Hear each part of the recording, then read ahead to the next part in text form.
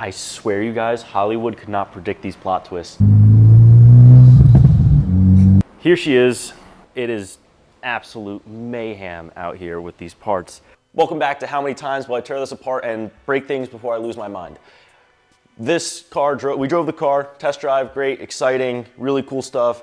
There's a massive trans leak, so I have to tear everything apart again, and that's what the episode's about. We're gonna find out what is wrong and get it back on the road.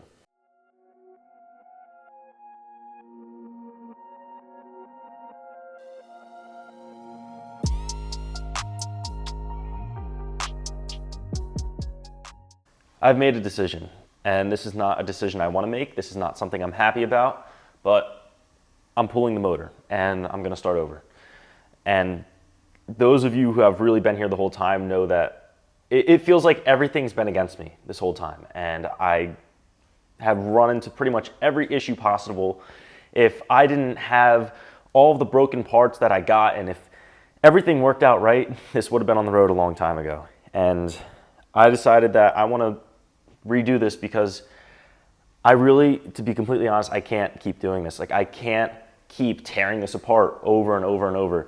So I want to have this just redone and done for good. I'm going to fix the trans, I don't know, replace it, whatever's wrong with it, change the clutch, change the head studs, change the head gasket, everything. Look over everything, make sure it's 100%, because I do not want to go through this again. I want to have everything set. Now that we know this setup works, I want to now make sure everything is mechanically right, it is sealed, it is good to go.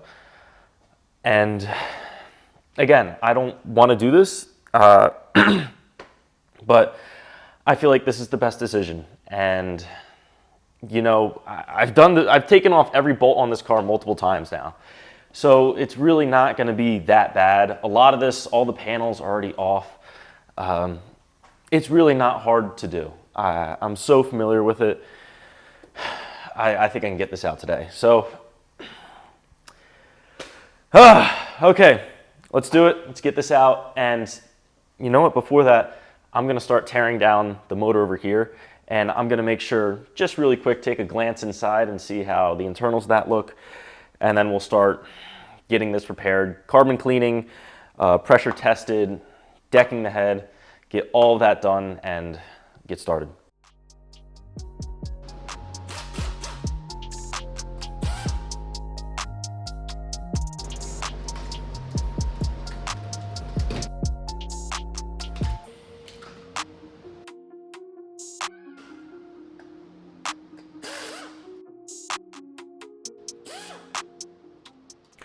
All right, let's pull this off, see what we're dealing with.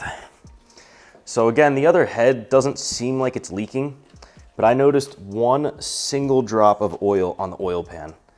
And just out of precautionary, I want to be sure that I want to have a permanent solution. I want it to be done right. The other benefit of going through this is that I'm going to be upgrading the head studs and the head gasket. So we should never have to worry about a head gasket. Although it's not common, there have been some head gasket issues documented. I would say whoever owned this last did pretty good with their oil changes. I'm actually a little surprised. This motor is slightly higher mileage by, I don't know, I think this is 50-something thousand. So it's not terrible, but it's higher.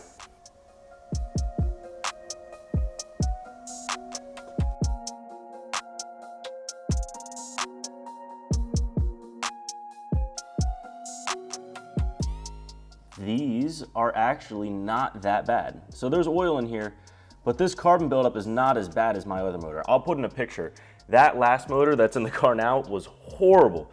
So I'm actually really surprised. This motor looks like it had more oil changes, and they were likely running better fuel because, well, usually carbon buildup is often associated with poor fuel quality as well, and not frequent oil changes. So whoever had this took care of it. Back to the teardown.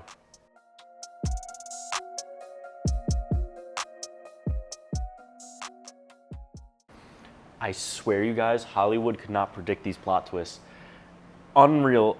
I was taking a look under here and I thought to myself, something doesn't make sense. I have oil right at this crack, But I was looking, there's oil up in here and on the CV boot on the axle, and I was like, something's not right. So I looked in there with the camera, and unbelievably, the axle popped out. So the majority of the leak was coming from that axle, but this actually means there's 2 leaks. So one was the axle coming out, and the other leak is now something in between the trans. And this also means that the clutch is good. So before I would turn this, right, and one wheel would spin, the other wouldn't, and they should both spin together. Now, I popped that axle back in, tested it, and they both spin again. So the clutch is good. So crazy, like I can't, unreal. So putting the axle back in, making sure it's in, I checked the end of it, the clip is there. I'm really not sure why this came out. The splines, everything looked perfect. So I'm really just gonna hammer it, make sure it's in there, and drive it again. And hopefully we'll see how bad the other leak is then. And again, I just can't predict. It's so crazy.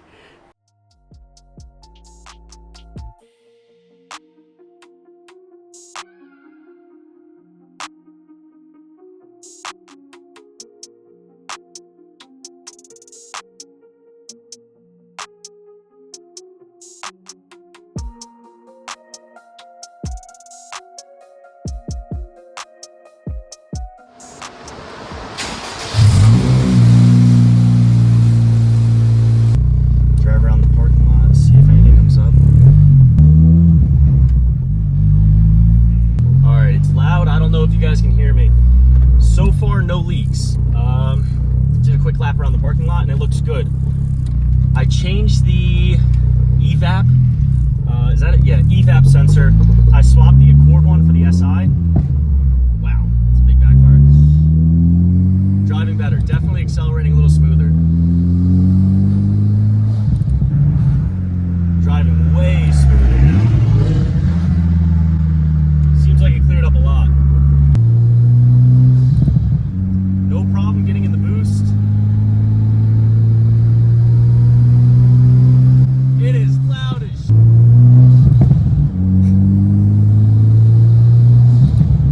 I can't believe how much louder it is than the 1.5. I'm about to pull off now and we're gonna see if we got any drips. I mean, the axles haven't blown out yet, so that's something, right? So far, so good. We're at the park and there are no drips. A lot of vibrations because some stuff is loose, got some stuff burning off, but everything else looks fine. So the only thing with the speed sensor is I have to wire in the speedo correction because you're gonna get a speed error because it's a different transmission and the speedometer is off and it's confused. I'm gonna get back to the shop. I'm gonna see if there are any leaks, how bad it is, and decide from there what we're gonna do. The drive went well, but just as I thought, there is another oil leak. I don't know where it's coming from. I was checking the axle seal. It doesn't look like the axle seal because there's no oil getting thrown around.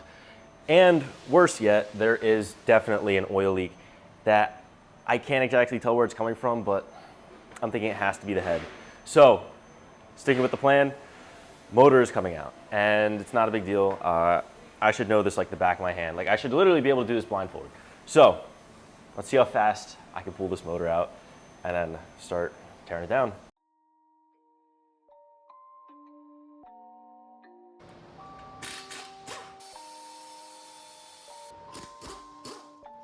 Rage on that beat, going crazy.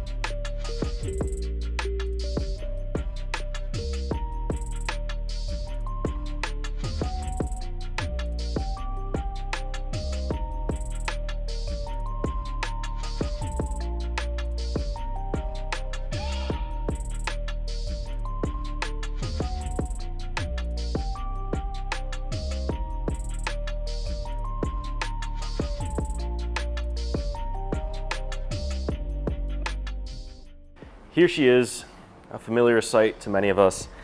Everything went fine. It was probably about 4 hours total from running and driving to the state it's in now, so pretty good.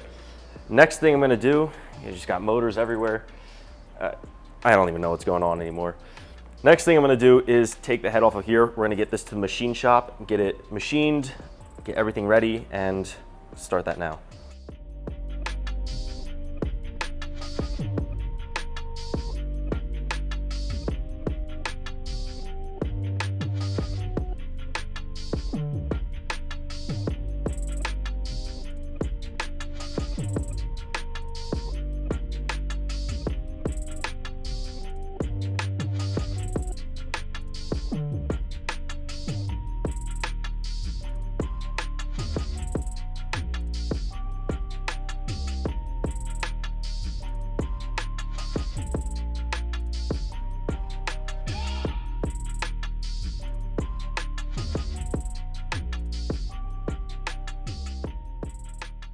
The cylinder head is off. It is absolute mayhem out here with these parts, but everything looks good. This cylinder is a little dirty.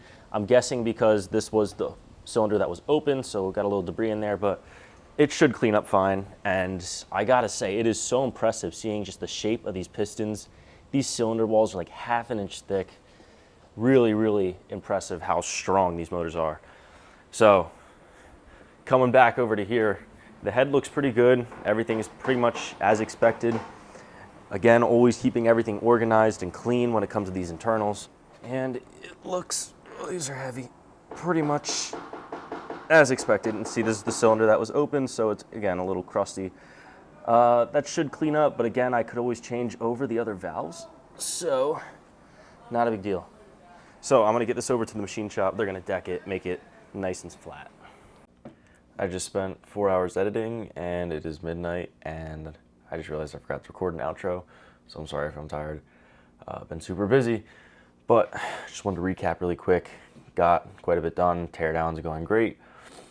In the next video, going to be moving forward with rebuilding the motor, investigating the trans to see what's going on there, and getting everything back together. But off to a good start. Again, it kind of sucks, but it's not the end of the world, and get through it. And I really want to say thank you to a lot of you subscribers who have been so supportive. I have such a great fan base, and I'm so thankful for that. And it means a lot to hear from you guys. And that's really it for this one. Thank you for watching, and I look forward to seeing you in the next one.